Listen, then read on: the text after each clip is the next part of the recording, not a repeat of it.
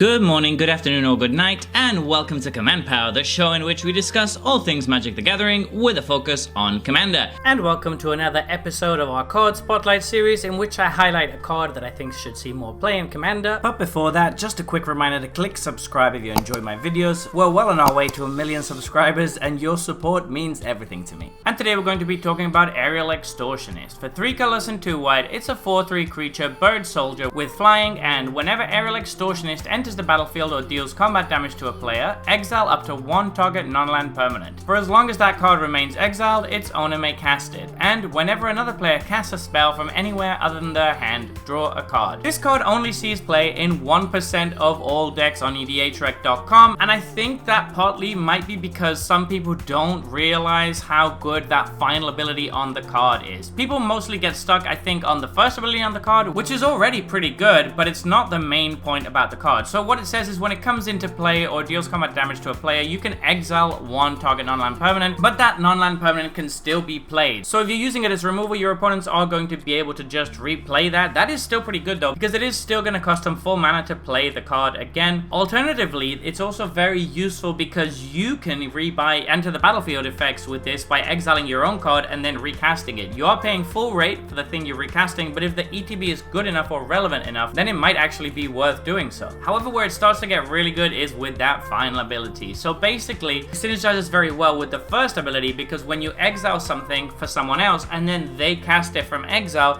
you're going to draw a card. That's already very good. That means that suddenly the cards that you've exiled with this are less likely to be replayed because they're going to give you a card, which makes this close to unconditional, repeatable removal for non-land permanents. That's very, very strong. And if they do recast those non-land permanents, you're just drawing cards. So you're kind of happy either way, no matter what happens with this card. But even that isn't the main point of this card. The main point of this card is that there are so many people that are doing things and playing things in Commander these days that are to do with casting stuff from exile. It's just a really common mechanic that has seen more and more support over the last few years. So having this kind of ability to draw a card every time somebody does something like that is going to be really powerful. Look at something like Atali, which is a very popular card in red deck. On an average case where the Atali player is going to play 2 cards from exile, you're drawing 2 cards with this. Straight up, no questions asked. Any player that's playing Impulse Draw is going to draw you a card every time they Impulse Draw. This is absolutely insane against certain commanders as well. Something like Prosper is going to have real trouble with this card